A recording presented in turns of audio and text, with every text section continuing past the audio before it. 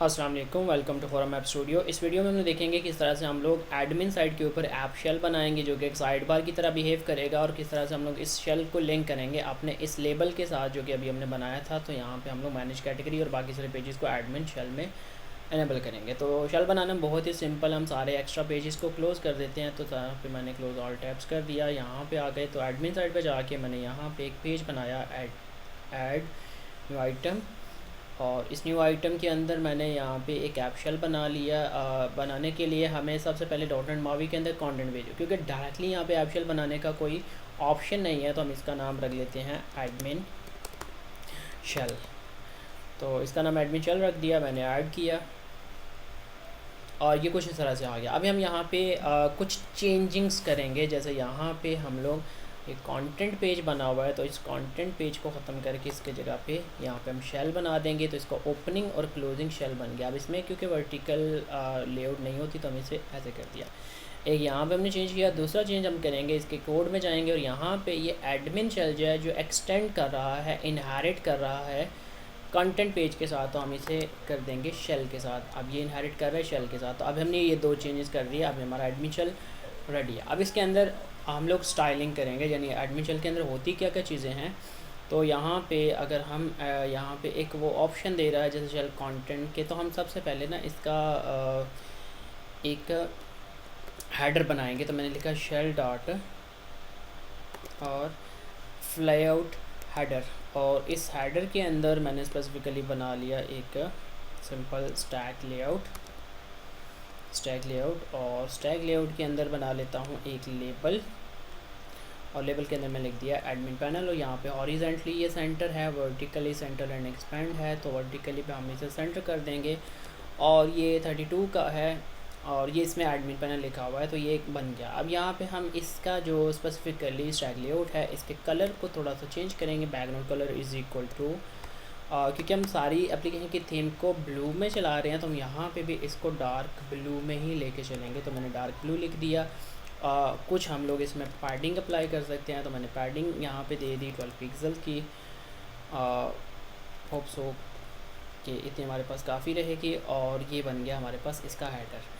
अब दूसरी चीज़ जो हम इसमें बनाते हैं वो इसमें बनाते हैं शेल कंटेंट। शेल कंटेंट के अंदर 3 हिस्से होते हैं। अगर हम तीनों ही बनाना चाहें तो सबसे पहले तो शेल कंटेंट यानी वो जो मेन्यू आएगा उसका टाइटल क्या होगा। तो मैंने यहाँ पे इसका टाइटल बनाना है। तो मैं चाहता हूँ कि सबसे पहला जो कंट्रोल हो वो हो मैनेज कैटेगरी।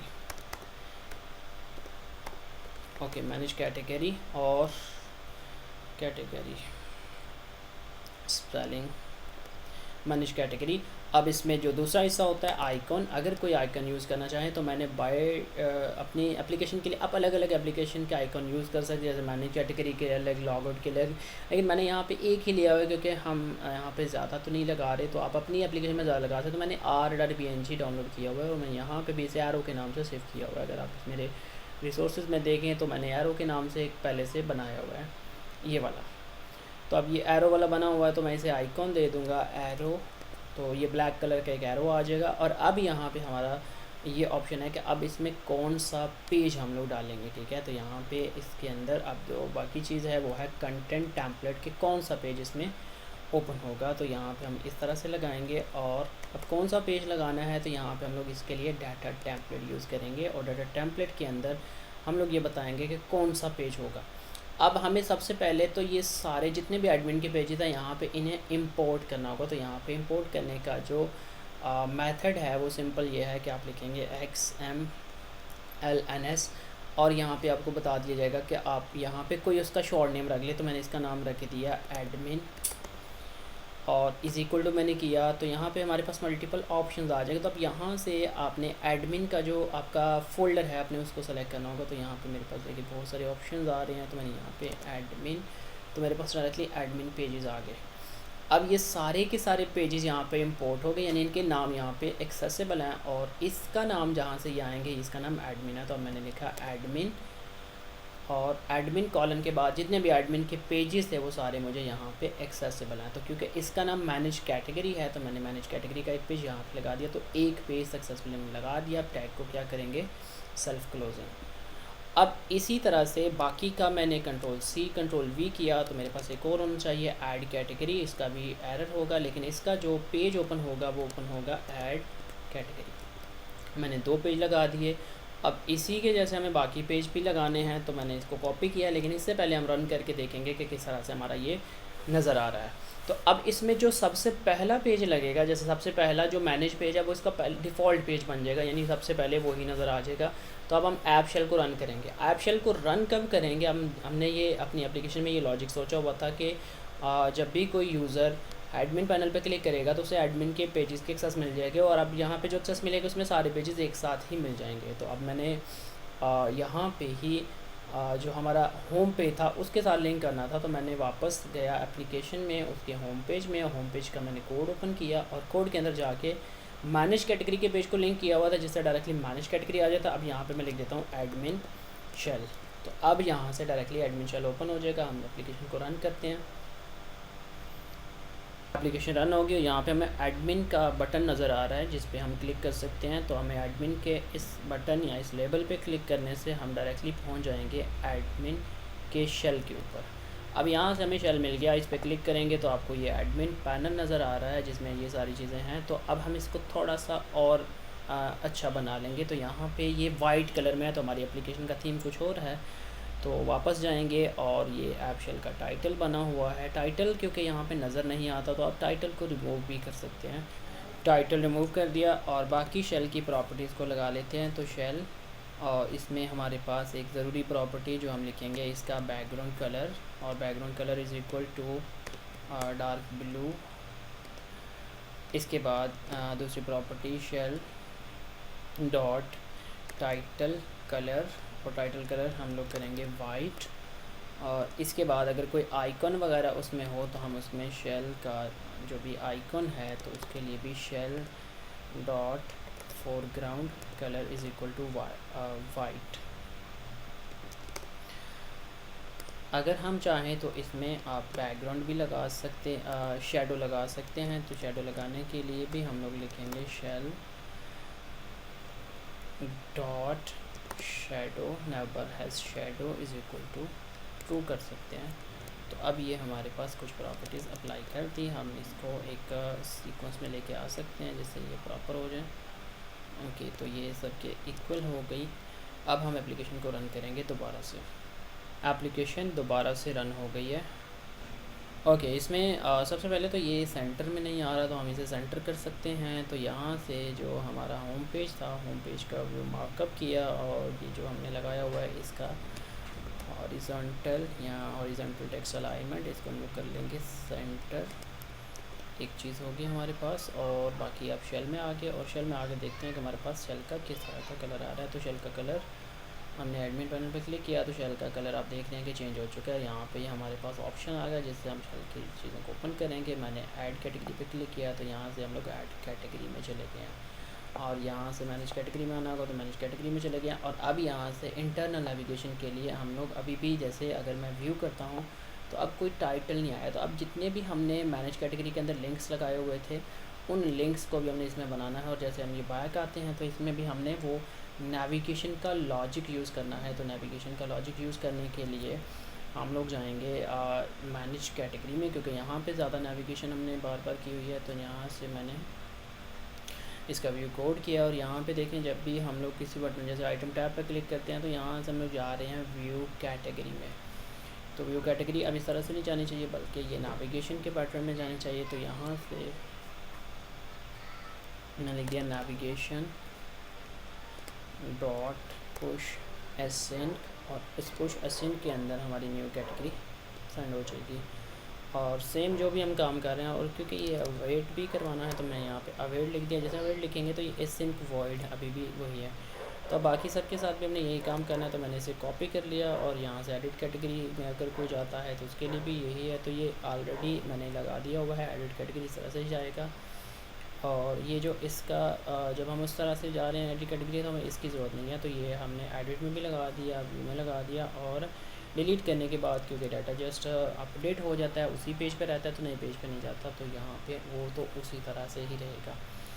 अब अब हमारे पास ये लॉजिक कंप्लीट है, तो अब हम इस एप्लीकेशन को रन करके दोबारा से देख सकते हैं। एप्लीकेशन रन हो गई है, मैं ये सेंटर में आ गया। अब मैं जैसे ही एडमिन पैनल पे क्लिक करूँगा तो मेरे पास ये मैनेज कैटेगरीज़ आ गई, और जैसे ही इंटरनेट इसको मिल जाएगा तो ये सक्सेसफुली लोड हो जाएंगे। अब ये किसी भी कैटेगरी पे क्लिक करेंगे तो मैं एडिट पे क्लिक करूँगा तो अब वो एडिट इस तरह से मुझे ले गया, और क्योंकि हमने एडिट का टाइटल अभी पे ऐड कैटेगरी रखा हुआ है, तो हम इसे चेंज कर सकते हैं। लेकिन यहाँ पे आप ये देख सकते हैं कि बैक का बटन इनेबल हो गया हमारे पास। व्यू भी करते हैं तो अब ये उसी नेविगेशन के अंदर ही जा रहा है, हम इस तरह से कर सकते हैं। अब जब हम कोई चेंज करेंगे तो बाकी जो हमारा जो लॉजिक होगा वो इसको बाद में अप्लाई करेंगे। तो एडिट का टाइटल जो मुझे नज़र आ गया तो वो इसे एडिट कैटेगरी होना चाहिए, तो ये मैंने चेंज कर दिया। तो अभी के लिए हमने ये सक्सेसफुली एक ऐप शेल बना लिया है, और इसकी हाइट को सेट कर सकते हैं हम लोग थोड़ा सा। तो ये जो शेल बना हुआ है हमारा ऐप शेल, तो इसके अंदर जो हमने ये लगाया हुआ है, तो इसके अंदर हम इसके हाइट रिक्वेस्ट को रख सकते हैं 200, ताकि ये जिस तरह से बाकी एप्लीकेशन का शेल बना होता है ये उसी तरह से हमें नज़र आए। एप्लीकेशन रन हो चुकी है। अगर हम इसके शेल को अब देखें तो आप देख रहे हैं कि इसकी हाइट जो है वो इस तरह से थोड़ी सी एक्सपैंड हो गई है 200 पिक्सल तक। अब हम इससे नेक्स्ट ये कर सकते हैं कि अगर हम इसके वर्टिकल, ये जो आप देख रहे हैं इसका जो टेक्स्ट है ये ऊपर है, तो इसे सेंटर में लाने के लिए, ये बॉटम में लाने के लिए हम यहाँ पे वर्टिकल ऑप्शंस के बजाय वर्टिकल टेक्स्ट अलाइनमेंट को भी सेंटर में कर देंगे, तो इससे ये चीज़ें भी सेंटर में आ जाएंगी। तो अब ये सेंटर में आ गया। अब यहाँ पे जो नेक्स्ट काम ये है कि अब ये जो भी हमारा ये होम पेज बना हुआ है, एडमिन का पैनल बना हुआ है, तो ये डायरेक्टली किसी पेज से शुरू हो रहा है। नॉर्मली जो पैनल्स होते हैं उसमें जो पहला पेज होता है उसमें कुछ कंट्रोल्स होते हैं, कुछ स्टैग्स, कुछ टाइल्स वगैरह लगी होती हैं, तो हम इसको बना लेते हैं। तो यहाँ पे बनाने के लिए मैंने क्लोज़ किया सबको। अब मुझे एक नया पेज बनाना है। मैंने एक नया पेज बनाया, ऐड न्यू आइटम। नए आइटम के अंदर मैंने कंटेंट पेज, और उसका मैंने नाम रख दिया एडमिन होम। अब ये पहला तो हमारा बेसिक एप्लीकेशन का होम पेज था, अब ये एडमिन का होम पेज है, मैंने इसे बना लिया। अब इसको अच्छे से डिज़ाइन कर लिया। तो यहाँ पे वर्टिकल स्टैक लेआउट लगी हुई है, इसके अंदर एक लेबल लगा हुआ है। तो इन चीज़ों की बजाय यहाँ पे हम सबसे पहले लगाएंगे स्क्रॉल व्यू, ताकि ये स्क्रॉलेबल हो। स्क्रॉल व्यू के अंदर मैं अब क्योंकि एक ग्रिड बनाना चाह रहा हूँ जो कि रॉज एंड कॉलम्स होंगे और अलग अलग से बॉक्स बन जाएंगे और कुछ अच्छा सा डिज़ाइन बन जाएगा, तो इसके लिए मैंने यहाँ पे ग्रिड बना लिया। ग्रिड क्योंकि एक टेबुलर स्ट्रक्चर होता है तो इसमें रॉज होती हैं और कॉलम्स होते हैं। अब शॉर्टकट मेथड ये है कि आप ग्रिड के टैग के अंदर ही कॉलम्स और रॉज की प्रॉपर्टीज़ को ऑन कर सकते हैं। तो मैंने यहाँ पे लिखा रॉ डेफिनेशंस, कितनी रॉज इसमें होंगी, तो फ़िलहाल के लिए मैं कहता हूँ कि यहाँ पे 2 ही रॉ होंगी।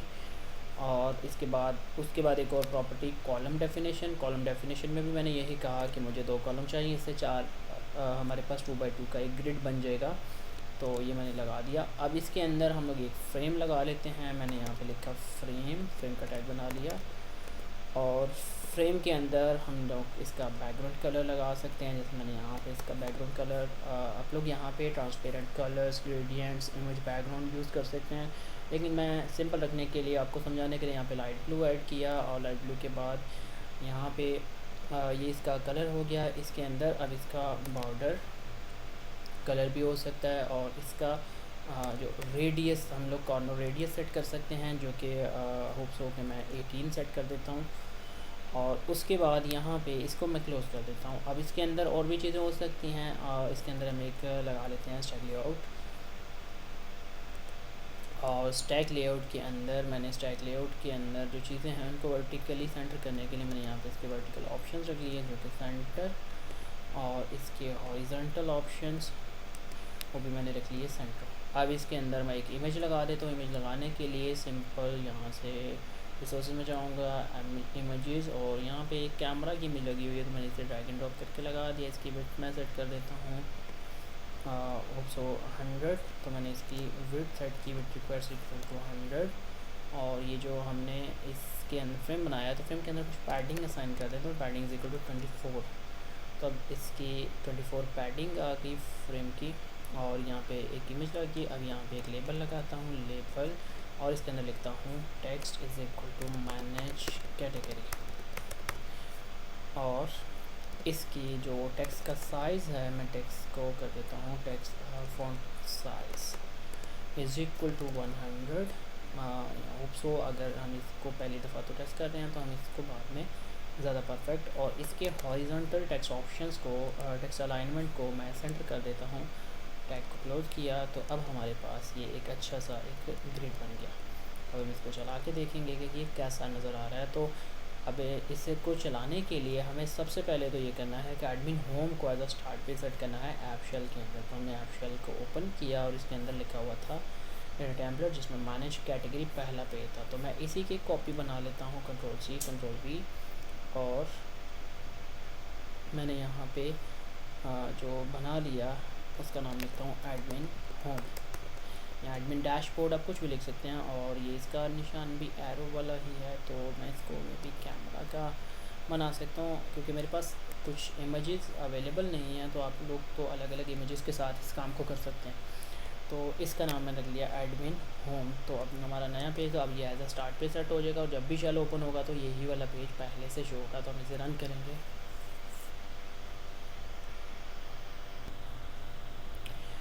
एप्लीकेशन रन हो चुकी है, लेकिन अगर हम यहाँ पे देखें तो ये बहुत ज़्यादा बड़ा फ़ॉन्ट यहाँ पे लगा हुआ है। तो अब हम इस फ़ॉन्ट को थोड़ा सा सेट करेंगे और यहाँ पे 100 की बजाय जस्ट 18 हमने लिख दिया और हमारा ये बाकी सारा काम तो सही हो रहा है। दोबारा से एक बार रन कर लेते हैं।